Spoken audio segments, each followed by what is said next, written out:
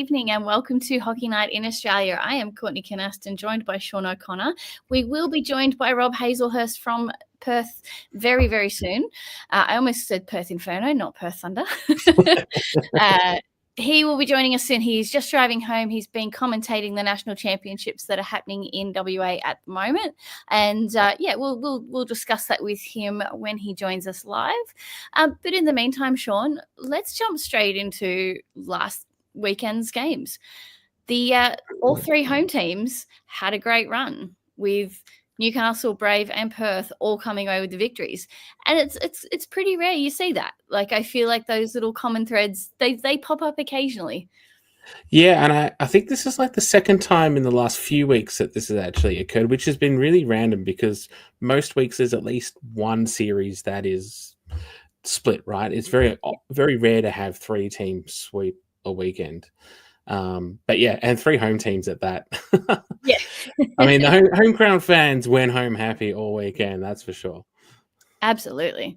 And none more than, I think, the North Stars. We had a bit of a rough run for a few weeks. They got a week away and got to go down to Melbourne, where they split the weekend down there, and came home and just had an absolute blinder. To me, to score 7 and 8 goals on each of those days is just phenomenal, really. So I think they've done well. The Lightning as well to just 3 and 4 goals. That's also very impressive.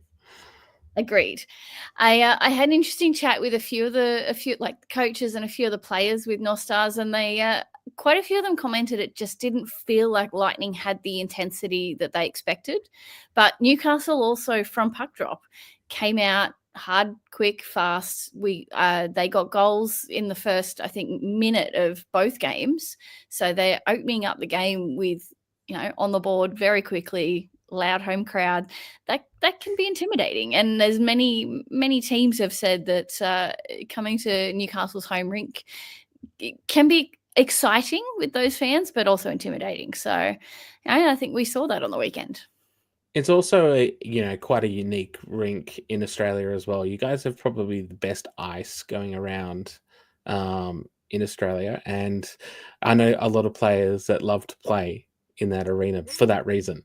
It's a big sheet. You can do a lot of intricate passing in Newcastle, which on some places you can't necessarily do. Yeah. Like even Canberra at the AIS, yes, the rink is wider than it used to be, but it's still not that long. So you kind of have to play a different kind of game. So, and I feel Newcastle has filled out their roster this year, especially with the imports that they brought over quite wisely with very skilled players.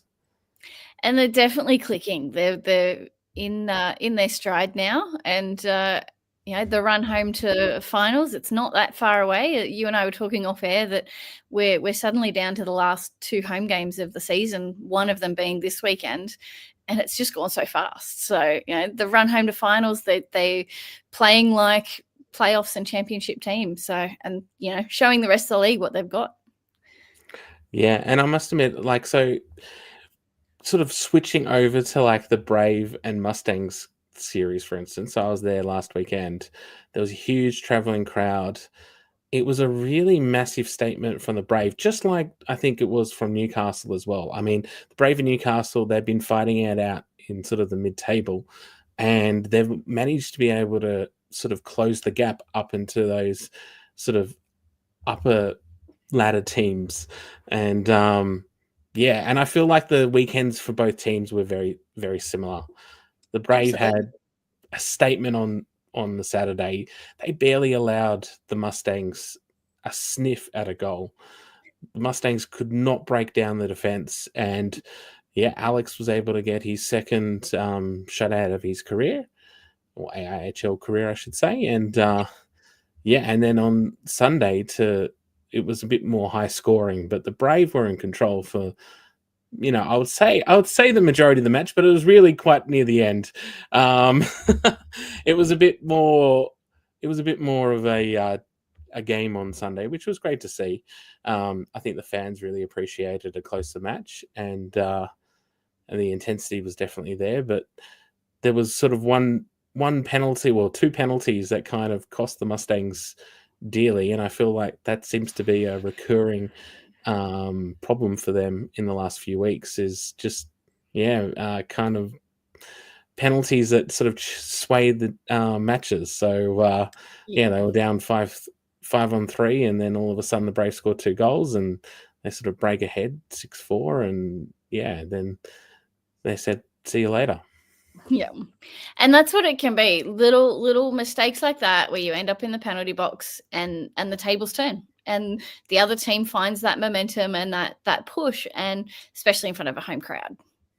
Yeah, and I feel like, especially for that first game, the Mustangs looked a bit lost without Timmins, because Timmins is such a playmaker as well as a goal scorer for that team.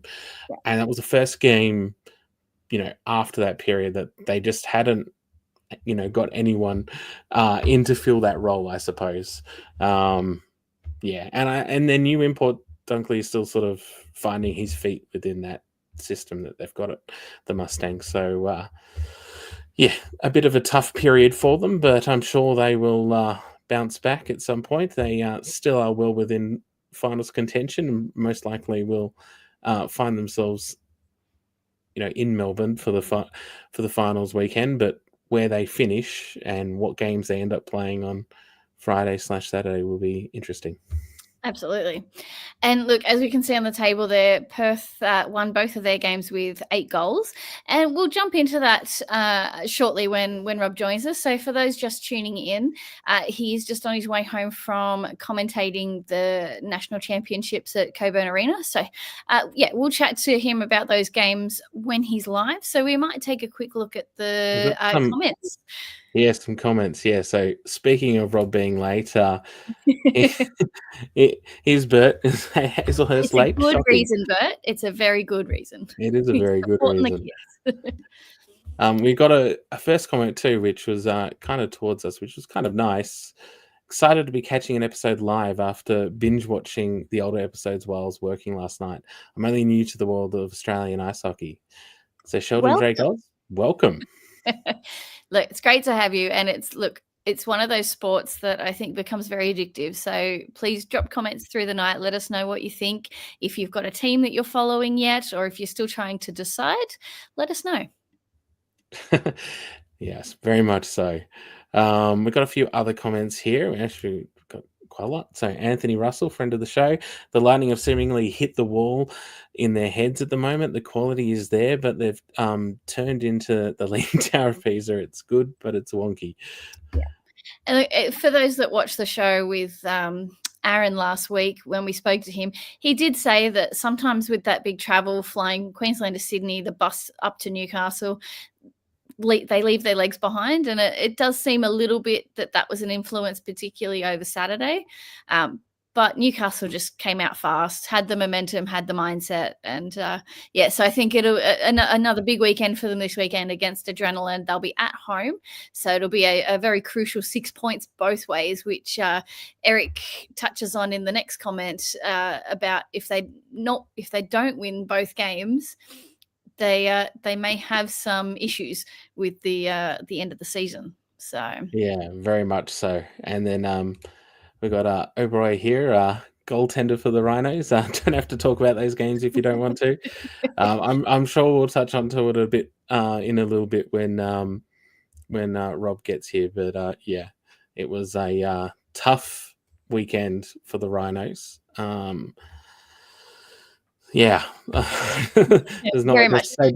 But Alexei Toivonen got another shutout for himself, so I think that's his 4th for his career. Kind of moves him up into sort of the upper echelons within the league, and there's not too many players that have 5+ shutouts, so he's pretty close now. Yeah. And look, Luca saying what many of us think of a message there direct to O'Brien, just that he's a trooper and a legend. So, he's not wrong. There's a lot of respect around the league for Anand and how he plays. And, the results might not be going his way, but I still watch him in awe of how he tends that net. Yeah, we've also got some love here for the North Stars from Mark Hopwood. The North Stars are stunning on the weekend. I think that you summed that up very well, Courtney. I think they really were quite stunning results. Yeah. And it really has changed the shape of how the league is looking at the moment. And finally here we got Jeffrey Allen Rath. Mr. Big Time is something else. It's very true. And I think we'll be touching on to Hugh in the scoring leaders again. So very impressive weekend from him. Yeah. Yeah. Shall we have a quick look at the standings? Because there was definitely a little bit of movement over the weekend. I think the most notable for me is the Mustangs dropping down to 6th. And just that battle that keeps happening in the middle with Lightning, Brave and North Stars so close together. And that battle, I think, will be ongoing right to the end of the season. I don't know that where like their positioning, I don't think we'll know that until those final weeks. Yeah, 100%. And and this is what I was talking about before, like how crunched the table has got now. Okay, the Thunder was able to make a little bit of a space in second spot with their 2 wins on the weekend, but they're still within reach. Then you've got the Lightning, Brave, North Stars, and Mustangs all fighting it out. Like it could go anywhere. Everyone could finish anywhere, other than the Ice, who are pretty much set for first.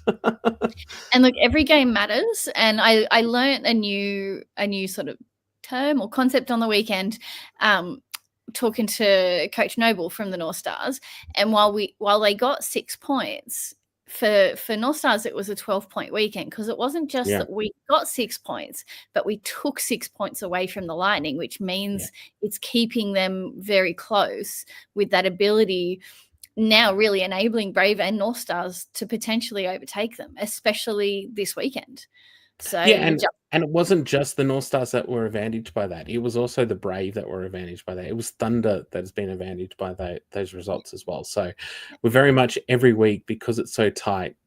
Yeah, there are big impacts for every result. And I have no doubt this coming weekend will be the same. So North Stars only have 1 game, but Lightning have 2 against Adrenaline, as we mentioned a moment ago. And from Eric Bellner's comment, that's important for Adrenaline to get those points and get themselves back, crawling up. But every game gets exciting, doesn't it? It really does. And we've got a couple other comments here. One from George Blake. How great is Finns and Ensley at the North Stars? Yeah, just yes. And Anthony Russell here. With the mid-pack so close and battle-tested, we're going to find out if the Ice of Florida or Edmonton come finals.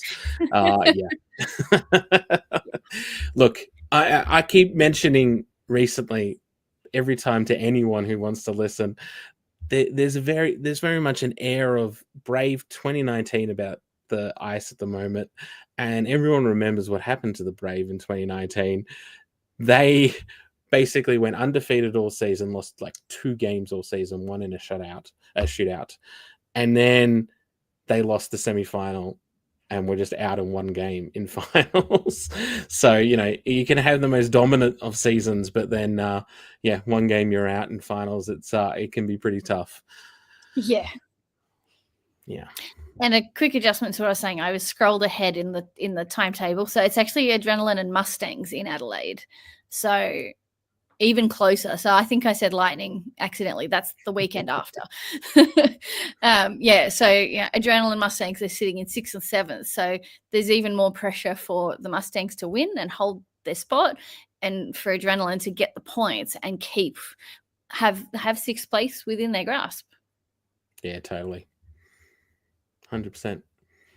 So Shell Drake Oz, she's just commented. I need to go to this. So I'm assuming Shell is a she, maybe.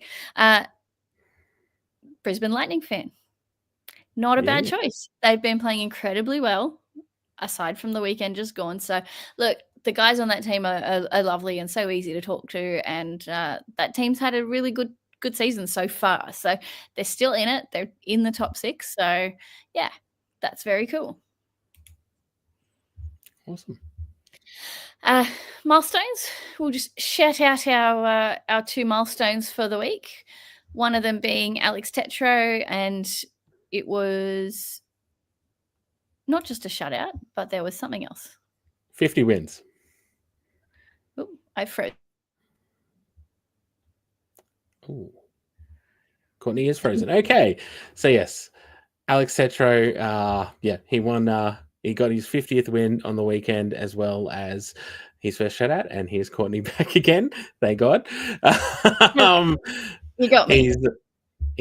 I was just saying, he got his 50th win as well as his next shutout. So it was a pretty good weekend for Alex. You can't really do much better. So good times for Alex, and he looked really good, even though he didn't have to face that many shots on the Saturday.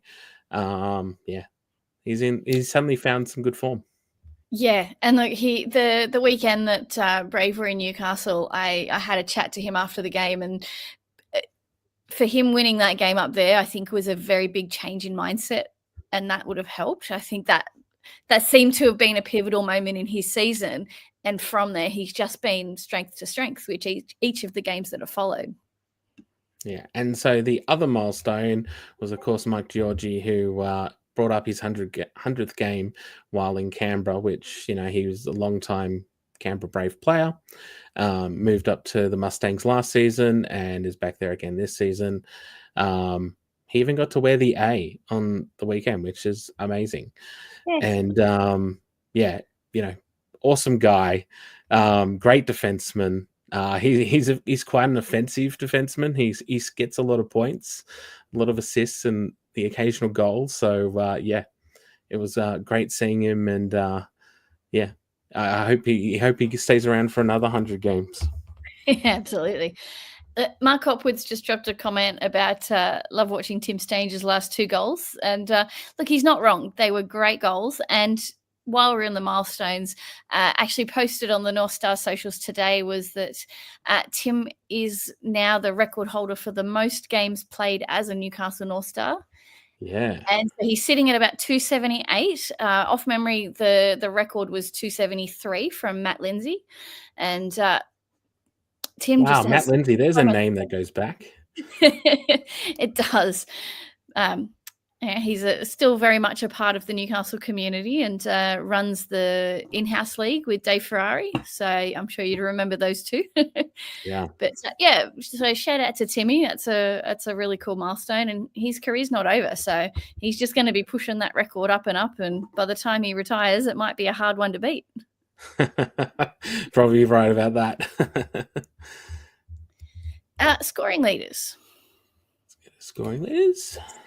No surprise that Yuhi Gasaka is still in the top 5, and Tanner Hops sitting on 52. So he's got a little bit of a gap now. Yeah. So first time Tanner has reached the very tippy top of the scoring charts this year. Congratulations to him, and obviously the Brisbane Lightning. But he was receiving a lot of love on socials for the fact that he's now number 1. But I was very impressed by Hugh Hikosaka, actually. He had the 1 week off where he dropped from 2nd down to 5th, and then he's come back up to 2nd. In fact, after the Saturday, he was 1st. So, a lot of points for him, and very impressive, and we will get to see him again this weekend. Which I think will be excellent. And with a few, I think all these players will be in this weekend. So we just never know how the shuffle might look at the end of the week. I tend to keep a bit of a closer eye on who's scoring the goals now because of this graphic. Well, interesting enough, Tanner takes the credit for being the first player to 50 points this season. I did have an interesting conversation with Eric earlier about the fact that, if it wasn't for the fact that Timmins was missing this weekend, he probably would have got there first. But nothing takes it away from how good a season Tanner is having, especially for his debut season for the Lightning. Yeah. It's never easy to come into a new league, a new country, and perform so well so early. So, and what is interesting below this, though, is that I think the next 3 players below the top 5 are all ice players. So they're all knocking on the door. And we were talking off air. Andrew McDougall's just commented that Sketchkov is making his way up the list, and he's not wrong. I feel like he's scoring or assisting on almost every goal, and that line's just been absolutely powerful. So it'll be interesting to see if any of the Stars can break the top 5, but they are in the top 10. Yes, and he's not the only player on the North Stars. I keep noticing Tolberg keeps scoring as well, like all the time. So Newcastle has got a lot of firepower in their team at the moment, and I even saw Liam Manwaring scored a goal on the weekend. He did, and it was a beauty too. Scored. And look, on the Saturday, Liam was a perfect screen for one of Sketchkov's goals. I watched him get completely in the way of Trinker, couldn't see a thing, and the puck just went flying into the net, and it was such a great goal. So.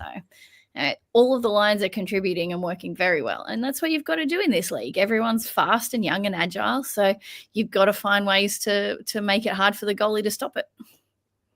Yeah, totally. We do have a couple of other comments here. Have we heard any news about Timmins? So we have not. My understanding is that, he was out injured. I'm not sure how long he's going to be injured for or when he's going to come back. I'm hoping for the Mustangs it's as quickly as possible, but you just never know from these things. Teams and players tend to keep very tight-lipped about injuries, understandably. So, we'll just have to keep watching to see if his name appears on one of the game day rosters. Yeah, like all we know is he didn't come back for that last period in the derby, and nothing else since. So. Definitely send our best to him. Hopefully whatever's going on is a speedy recovery, because we'd like to see him back in the lineup. Yeah, 100% agree. Any time he's playing in the league, it's good for the league. If he's not there, it's the league suffers. Andrew McDougall actually has another comment too here. Doogie, for a while, Drolet was the only Stars player in the top 10 for the league. Now it's Sketchkov. Yeah, we already did this one, didn't we? We did. All good. But Anthony Russell's next comment raises one of the topics we were going to bring up. So Adelaide have announced tonight on socials, not long before we went live, that they've made a coaching change. So, that it can be interesting to do that mid-season. So we see some teams do it in the break. And I'll be interested to actually talk to Rob about this when he joins us, of what it's like to play under different coaches. Rob is on the line. Excellent. I'll just add him. Hello. Hey, Rob. How's it going? Thank you for joining us. No worries. Thank you, guys. So what we're just covering at the moment is just touching on Adelaide's announced a coaching change. Is he there? There we go. Adelaide's just announced a coaching change before we went live to the podcast tonight. And look, I actually would love to ask you, what is it? What can it be like, and how can that dynamic help a team with a coaching change? So you've played for Perth and for Newcastle, back to Perth, different personalities. How does that impact a team and their success? Yeah, it definitely makes a huge difference. As you guys know, many teams, they really have to run tight systems to be able to have a chance. And I honestly thought, when Adelaide came to Perth against us, they were running quite good systems. But so I'm actually quite surprised by the coaching change, to be honest. Yeah, so are we. I think it's probably taken a few people by surprise. But no, I've played under 5 coaches in the AIHL so far. And at the beginning it was Stan Scott, who was the owner of our team. And he was a little bit too much of conflict of interest between coaching and running things. And then we had Kenway, who was really good for us after Stan, but then it's a tough one. Richie's our manager, and back in the day we were always trying to convince him to jump in the coaching mitts. And I'll definitely remember him always saying, if you're the manager, you just stay out of things and you're always there next year, but when you're the coach, it's very easy to have dramas happen and all the different stuff. So yeah, definitely Richie's advice is a good one. Be a manager and stick around for years. It is a good one. Yeah, Look, so I do let's have a jump little graphic into. here Oh yeah, about the fact that they've parted ways. Yeah, I do think that for a lot of people, it's come as a bit of a surprise. Yeah, but you never know. Like, things can just not click right. Like, you can have a style which the players don't get along with. There could be stuff outside of the rink. You never know quite what's going to happen, or it could just be that there's a greater opportunity somewhere else that you can't pass up. I mean, the AIHL doesn't have a lot of money, so yeah. If there's an opportunity that pays, people can go. And the big thing too with our league is, as you said, nobody really gets paid or anything. So the guys have to be having fun. Like, that is the big one. So even if a coach might be like a good coach, but none of the guys are having fun, that's also a problem. So you got to be a good coach, but you also have to be a good like people manager and make sure that everybody actually wants to show up to the rink and give the commitment that they'll do. Because most guys are working flat out all week, and like after the weekend against Central Coast, even though it wasn't the closest games, like Tuesday practice, everybody was exhausted from it, and you're back at work, and then a big road trip this weekend. So yeah, definitely the enjoying yourself and actually wanting to show up is such a big part of it here. Like in the NHL, you can hate your life, but you're getting $1 million, so it doesn't matter. That's true. That's very true. Look, let's just touch on you're on the road trip this week, as you mentioned. So headed to Newcastle on Saturday, Rhinos on Sunday. How beneficial is it coming off 2 wins, going into a road trip like that? Oh, I wouldn't necessarily say it's really that beneficial, to be honest. Like those games last weekend, we didn't really have to struggle that much. And I know the game against Newcastle on Saturday will be a big game and pretty intense and definitely close. So we're definitely going to have to dial in and not be playing the way that we did last weekend. Like, I was kind of in front of the net going for goals and stuff, so I need to be less selfish and more of a defensive player. Probably don't want to pinch that hard. Exactly. Look, watching all of the games when you have played against Newcastle, that they do find it very hard to get it past you, Rob. So I think overall, I'm excited to see the matchup, and particularly I like when Perth comes to Newcastle because the atmosphere feels thick and fun and exciting. So yeah, definitely. I've had some great games at Newcastle on both sides of it. So yeah, and it's also really great seeing Perth fans traveling as well. Like, I always find, like, even in Canberra, they come to Canberra, the Brave Cave years pass, and like it's just great fun to see. Oh, we have the best fans. I always feel bad for the other team's goalie because they're just getting abused all game from the bar. I tell you, that setup is pretty cool. How you've got, like, at the bar, it's kind of open, so people can actually get the full atmosphere rather than being sort of closed off. Like, up in, I think, down in Melbourne, for instance, the bar area is all closed off behind glass, so you get like no atmosphere in the bar area. Yeah, Perth has a really good atmosphere. Have you guys come over to Perth and watched games? I haven't yet. It's the last one on my list. Yeah, I haven't either. Figure it out, you guys. Come on. Best rink in the league. No. I have heard the Perth Arena is a bit out of town. Yeah, it is a little bit out of town, but I don't know. That kind of suits me well anyway. Fair enough. So tonight you've joined us following doing some commentary for the national championships, which are over at Coburn Arena at the moment. I'm keen to just hear a little bit about that. Like, what teams have you commentated? How are the games looking? I've been watching a little bit of it on the live stream, and all of the teams are just looking solid. And this is Tange in particular is the next generation of our AIHL players. Tell us a bit about what you've experienced so far. Well, I actually only just did the one game between ACT and WA, just because I needed a fill-in. I think Chris Langell, who does the commentary for us, Riley's dad, I think he'd done like 20 straight games or something ridiculous. So I think he just needed a break. So me and Yannick were happy to break. He was trying to break Eric's record from last year, but didn't quite get it. I needed a break. He does so much for us too. He's great.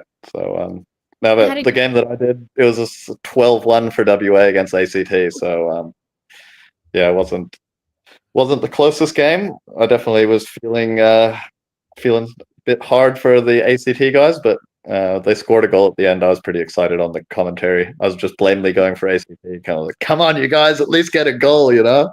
Yeah. So, yeah, it's never nice to blow out. I must admit, the other week, last week when the Rhinos were in Canberra, and it was a bit of I think it was 13-2 was the end result. When the Rhinos scored their second goal in the third period, I cheered pretty hard. Yeah, for sure. Like, it's tough, man, being on a team like that when, you know, you kind of know after the first period that it's not going to go your way. And then you're like trying to hold it together and not, you know, that's definitely when stupid things happen, when you're getting too upset about it. Yeah, I was played on a junior team where we didn't win a single game all season. So I've been there, and it's tough. Yeah, I've played on teams before, which, you know, in soccer where we haven't won a single game, and then other teams where you dominate all season. So, yeah. But then again, it's been a long time since the Perth Thunder have had a bad season. You guys have been very consistent season on season. This year is no different. How are you guys feeling sort of heading in towards the back end, towards the finals? Yeah, I think the guys are feeling good. I think we had a bit of a stretch at the first third of the season. Well, we started off well, and then we went through a bit of a slump where I think we lost like 7 out of 9 games or something like that. Quite a few different personnel coming in and out and that stuff. So yeah, we were definitely kind of low vibes, and we played against Central Coast where we were up like 6-0, and then it came back to like a 7-6 game. And like we do the like win song in the change room afterwards, and it was quite a weak winning song in that one. It was quite depressing, honestly. And then after that weekend, I feel like everybody regrouped. You know, we had a bit of like leadership. You know, Lyndon and Woody was away. Obviously, he had a kid, so Woody being away was a massive one. You know, he's just like such a glue guy. You know, he shows up and everybody kind of gets a bit of a smile on their face. I don't know about how good he is. He's actually sent me across some questions to ask you. No. The very first one is, what is your secret skill? What's my secret skill? It wouldn't be my first secret if I told you guys, would it? The second one is, what is your job? What's my job? Technically, I'm a timber merchant. So I have like a property down in Margaret River, which is 3.5 hours away from Perth. I hear it's very nice down in Margaret River. Oh, it's beautiful down there. Really a bit cold in winter, but summer it's like 30 degrees every day. Really good surf. So it's kind of like Canberra, just with it, we just have no surf. Oh, I don't think there's many comparisons between Canberra and Margaret River, to be honest. Yeah, so my parents planted 100 acres of plantation trees back in '92 when I was born, and then I lived there until I was like 11, then went to Canada for 10 years or so. And then my mom actually saw that Perth got a hockey team, and she like sent me the link. It was like, hey, look, Perth got a hockey team. Maybe you can go play hockey in Australia. So I put my skates in my luggage when I was visiting my dad and went out for a practice. And then, ended up moving over here. And now I do like timber milling and firewood and building materials and build furniture and tables and all sorts of stuff. Amazing. So pretty much anything to do with timber, I can do it. Yeah. Nice. Did you play hockey much when you were over in Canada? Yeah, I hadn't played until I went over there. I kind of used to play roller hockey inside my house when I was a kid, but Nice. I went over there and then played like the lowest level in Canada for like the first 6 or 7 years, and then kind of made my way up. And it was funny, like in juniors, in midget I only played midget double B, which is like not very good at all, and it's like the lowest level of contact. And then when I went up to junior, I just tried out for the junior double A team because it was free ice time. So I was like, oh, go for a skate. And then I like kept on making the last cuts. And there was like between me and one other guy, and we had a scrimmage game, and I got absolutely lit up center ice. Like, got a pass, just got killed. I remember my stick went straight up in the air like 10 meters. I remember lying on the ice watching my stick like spin like that movie. What's his name? It's the classic thing with the Neanderthal guy that throws the bone up in the air and it's like spinning. You know what I mean? Yeah. So I remember watching that, and I bounced off the ice, bounced up, and then got to the bench before my stick landed on the ice. And then my coach afterwards was like, "Yeah, we weren't sure between you and this other guy who was like 6'2", but watching you be able to take it like that and get up and get to the bench, we decided to take you." So whoever absolutely lit me up there, I really am thankful, because otherwise I wouldn't have played contact hockey. I would have just stopped after then, probably. Yeah, amazing. It's funny how these little things in life can make a difference, right? 100%. Yeah. So there we go. So the third question is, why are you the worst werewolf player on Thunder? That's and who is this other werewolf player? That's just factually incorrect. I'm insulted, and I'm probably going to fight Woody at practice. So if he's not on the weekend, you guys know why. You know. We'll keep an eye out. So we got a comment here from Alistair Punler. Timber merchant is a fancy word for lumberjack, bud. Exactly. That's why I said technically I'm a timber merchant, but yeah. Realistically, I'm more of a middleman that just kind of sorts stuff out, but that sounds even worse. We do have a couple other comments. One from Eric Bellner here. Would love to hear Rob's thoughts on that Colleen tribute game. Looked powerful. Yeah. Oh, that's a bit of a heavy turn into things there. Yeah, that was definitely difficult. I think the Saturday was harder for me, honestly. I got there and had a couple hugs and definitely had a tiny little cry before the game, if I'm going to be honest. And then, I feel like I'd got it out of my system by then. And then Sunday was kind of just about celebrating and making sure that we didn't lose that game. Yeah.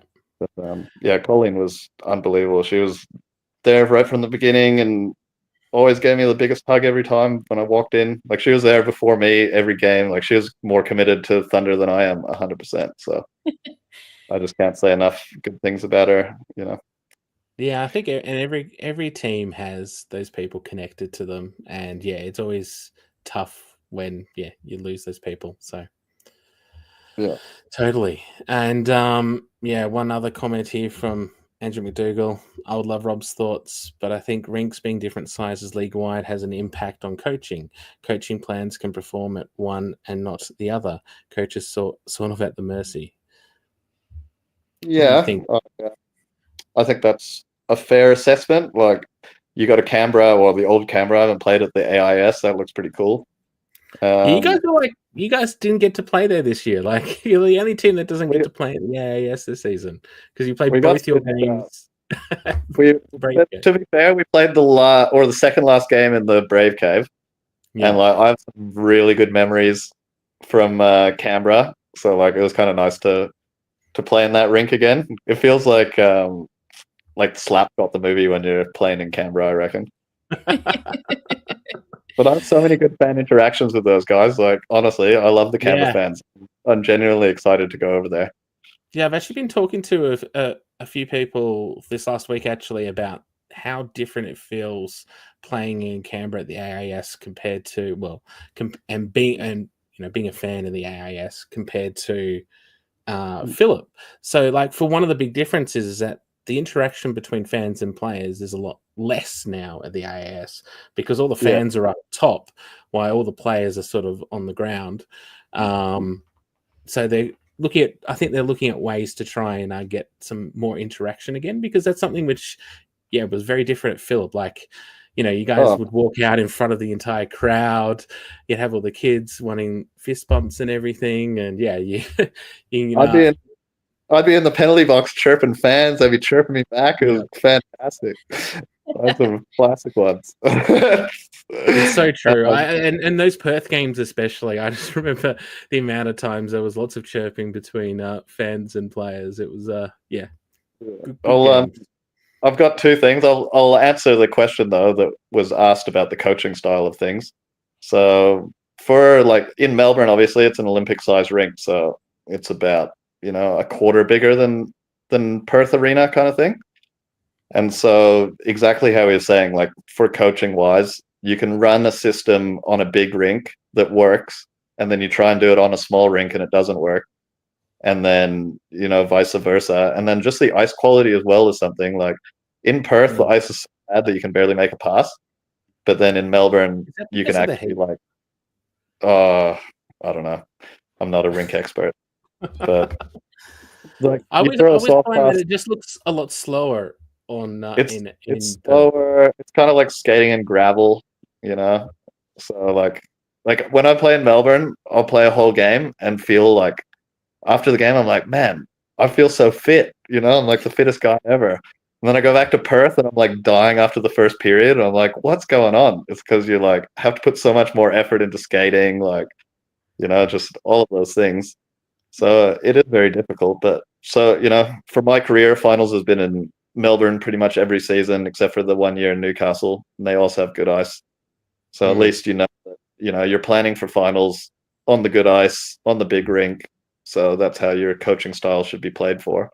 Yeah, and the 1 year that you didn't play for Perth, you also played in Newcastle, so you got to play on that nice ice for most of the season. Yeah.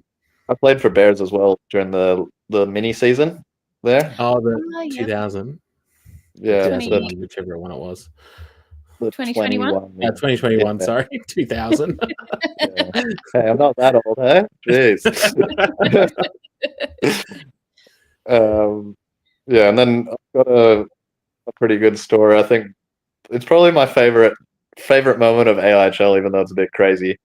It was it was Harry Byers. He played for Canberra back in the day. Yeah, he was a bit of like a fighter. He was pretty hectic. And I like hip checked a guy a bit late after the whistle, and then he was like coming after me. And then we're in the penalty box together, and like the Canberra box, you just have the little like divider, like you're just right next to the guy. And he's like, I'm gonna retire. Like, I think I'm just gonna slash your teeth out right now.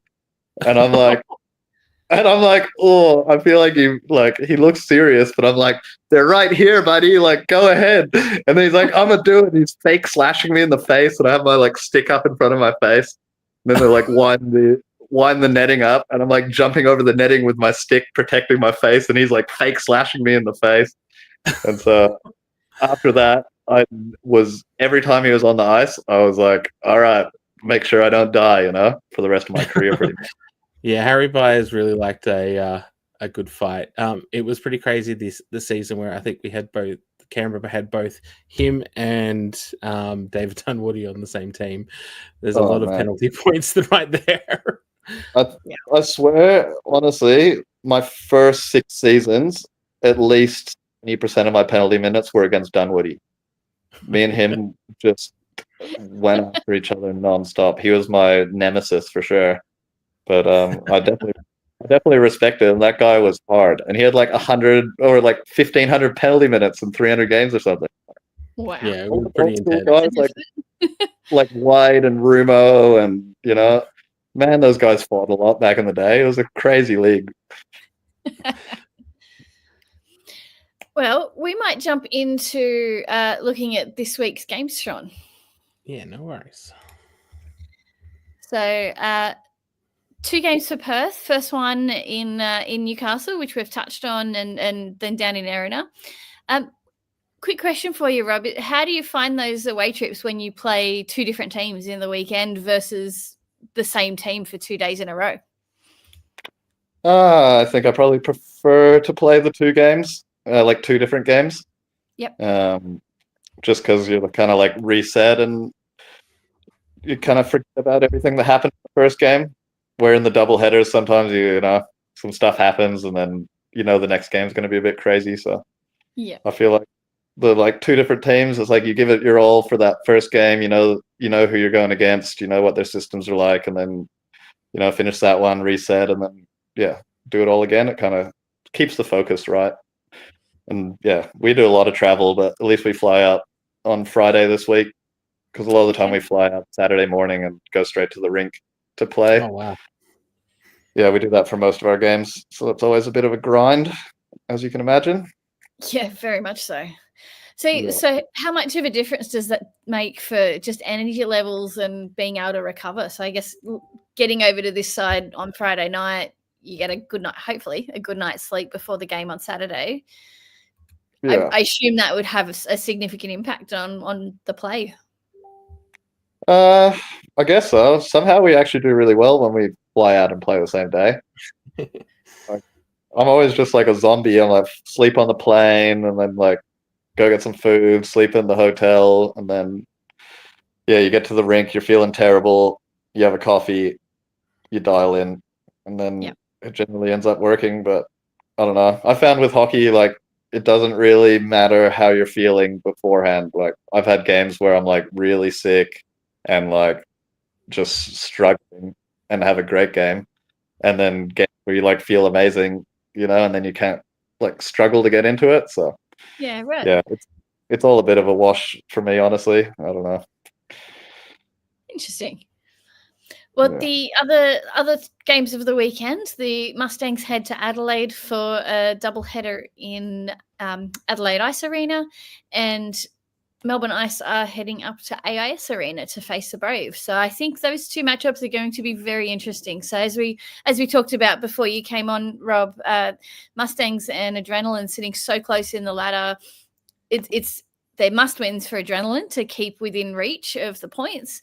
And Mustangs certainly aren't going to want to drop any points and lose that spot on 6. So I think they'll be very interesting games to watch and exciting. Because would you agree, Rob, that when you need the points, you need to win, that it just changes the style of play? Like, you get in harder. I would expect the intensity to be lifted. Yeah, 100%. Those will be good games. Both of those games, the Canberra Melbourne Ice game is a massive one, and then obviously us against Newcastle is a massive one too. So it's a good little roster this week. Yeah. Do you get much time to watch any of the other games? Do you watch any of them for fun or for research? No, I don't even have AIHL TV, so I don't watch them. Hey, there's a free game. There's going to be a free game every week. My sister's into it now. So, like, she never watched hockey before, and she like came over. It's like she hates all sports really, and then when she came over to Australia, she like started watching Perth and met everybody, and now she watches like the Melbourne derbies and like any good games like. So generally, I just give her a call when I'm in Margaret River and say, like, what happened this week in the hockey? Anything worthy of telling me? And like, even when I miss games, I generally just get her to watch the game and tell me how it all went. Give you the highlight. Probably shouldn't be saying that, but. Saying what? I mean, you've also been playing in the league such a long time. You know so many of the players that are around, so there's not that many surprises. No, and I feel like, I don't know. I don't know if this is a good thing or a bad thing, but I've always tried to like not overthink my hockey. Like, when I first came into the league, I didn't even look at like where we were in the standings, what my stats were, like who the other guys were. I'd just be like, doesn't affect me, like, oh, that guy was an import, you know what I mean? Like, just kind of had no idea. I remember playing against Newcastle in the final and being like, I don't know anybody on their team. But, and like that was the best, like, then I got into it more and you like start caring about your points and start caring about standings. All of a sudden it's like, you're getting stressed about things and you're like caring too much about it. It was the prime time of my life when I just showed up to hockey, didn't even care about it, just like, well, I cared about it, but just cared about having a good time and trying really hard and trying to kill a couple people, and it was good. Fair. And Sean, you raised a great point. The AIHL did let us know that this weekend's free game of the week will in fact be the Newcastle versus Perth game. So if you've got friends if you've got any friends out there, to our viewers, that you want them to see a game, let them know they can jump onto AIHL TV. My understanding is they just have to drop name and email address to log in, and they will get to watch that game for free. And puck drop is at 5 p.m. on Saturday. So it's amazing. Let your it's friends a good know. time slot for a free game as well. So they supposing it was very well received, the Melbourne Derby, which was free the other week too. So I think it's a great initiative to get some people to be able to watch hockey who are still unsure about possibly watching the league. So I do also just want to throw out a quick mention about the Brave game on Saturday. That time has been pushed back to 7:30, and they've done that just because there's some other sport codes playing at the same time. I think it was the NRL, the Raiders. Yeah, so it's the Raiders. For anyone looking for transport, we definitely want to shout out friends of the podcast, Caribou Kingston. Go down for dinner, and they have buses driving fans over to the game. So if you're not sure how you're going to get there or parking, head to Caribou Kingston, have some dinner, jump on one of their buses, and they will take care of everything for you. Oh, that's fancy. Yeah. I know, right? That's Leroy. That's his thing. Wow, good on him. That's cool. You guys, is David Booth back this weekend for Melbourne Ice, or do you know that? That's a really good question. I do not know. He didn't play last weekend, and didn't play after he got injured before that. So good question. Like, he's a big player for the Melbourne Ice this year. He scores a hell of a lot of points. Especially for a guy who's over 40. He's got the fastest the guy put up 60 points in the NHL. If he's not putting up points in our league, man, he's got some problems, you know? I think currently he's sitting, I think it's second or third in the all-time points per game list. It's like over 4 points a game. So I did the math on it when I saw him coming over, because he played in the same league as our import last year, Vertes. Oh, yeah. And Vertes had 10 points in 50 games, and Booth had 18 points in 8. And so I was like, darn, we're in trouble. I was guessing he would put up about 5 points a game, but yeah, he was definitely probably one of the best players I played against, but not like that it's like they're guaranteed to win the cup or anything. Yeah, that's right. I mean, anyone can win on any day in this league. I mean, the Ice have lost 3 games technically this year, although they're all in overtime. There's someone lost in regulation, but yeah, anyone could win. And I think, again, 2019 Brave, it kind of proves the point. Yeah, for sure. What do you think is your chances this year of actually winning, Rob? Like, you guys often get to finals, and there's been a bit of a mental block once you guys get to finals sometimes. But what's different this year compared to previous years? Well, I think, like, prior to COVID, we were a very low budget team. So, we had our 4 imports, and then the rest of us were just like the locals. And I feel like what would happen we've been so close sometimes, but it's just, you see like the import skill level is really high, but their determination levels are low many games. So I feel like Perth always did well in regular season because we would just have that much determination to grind out games. And then, then you get to the big show, and then, that's when everybody actually is trying 100%. And so, you know what I mean? It kind of would give the advantage. The fact that finals is 6 teams as opposed to 4 teams now. I don't love the finals format at all.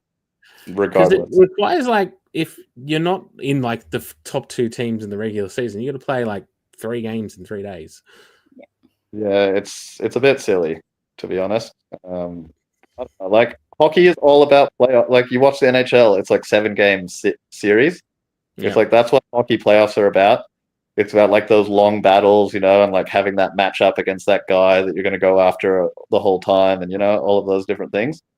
And the 1-game series just doesn't really do it justice. Like, I can understand because it's impossible for them to make it work with like like we tried it with the semi-finals the week before, but then you like don't know who's going to be flying to which place, and then you have to book flights on Monday to get there on Friday, and it ends up costing like $40,000. Yeah, and really the ice work. time is also like super expensive to purchase last minute and really hard in most rinks. So you know what I mean? Like I can understand why they can't do it that way. It is frustrating because it'd be so nice to play like a best of 3 or a best of 5 or something, but like their hands are kind of tight. And then the 6 teams, it's like all 6 teams deserve to make it to finals. So that's like I understand that format. So all things considered, I guess I shouldn't complain too much, because whoever's making the decisions, they've got like there's no real winner for them to choose from. Yeah. And I guess like if you finish first and second, getting the advantage to play on the Saturday and be fresh, you kind of deserve it. So that's true. Although I think we have seen like before that both teams that come in on the Saturday haven't made it through in previous years. So yeah, it can be a bit of a double-edged sword. Yeah, for sure. Like we're playing ice hockey in Australia. It's just happy to be here, really. Yeah. Very much so. Especially with the split rinks these days. So it'll be great to have Macquarie back next year with the Bears and the Ice Dogs. Go back to a 10-team league. Is that definitely happening? I've heard rumors that it's we're in hope. It's not going to happen. I've heard they've boarded up so you can't actually see what's happening inside now. Last time I saw there was lots of rubble. Yeah, the last update I saw, someone was in the food court and snapped a few photos. The ice had all been obviously melted and the like relaying the pipes and the underbit. So other than that, no further updates. I have been told that the new seating is in, but I don't know. Yes, I have actually seen a photo of that. Oh, cool. Yeah. So there is progress. I feel like all this stuff's going to happen. All the new rinks, I'm just going to retire and remember the old AIHL. You're just going to have to hang on a little bit longer for us. We'll see. I don't know. I might throw to any final thoughts, Sean, before we jump off for the night. No, not this week. I think, just everyone get out to your rinks, go watch the teams play. It should be a great weekend of hockey. Some big games played this weekend. And, just looking forward to seeing packed stadia around Australia. Excellent. And as we talked about earlier in the show, the national championships are happening in Perth at Cockburn Arena. If you jump onto YouTube and look up Ice Hockey Western Australia, all the games are being streamed there. And this weekend we have Tange and Ginsberg both playing. Tange are the under 18s. Ginsberg, I'm pretty sure, are the under 13s. And so support our next generation by jumping on YouTube and checking them out. And we look forward to seeing you all at the rinks this weekend. For everyone traveling, travel safe. Rob, I will see you in Newcastle on Saturday. I'll come and say hello. And very much looking forward to that game. And as we mentioned, the Perth-Newcastle game will be streamed free on AIHL TV. So let your friends know. Let them know to tune in because it is going to be a cracker of a game. So have a great night, everyone. And we will see you this time next week. Cool. See you guys. Thank you.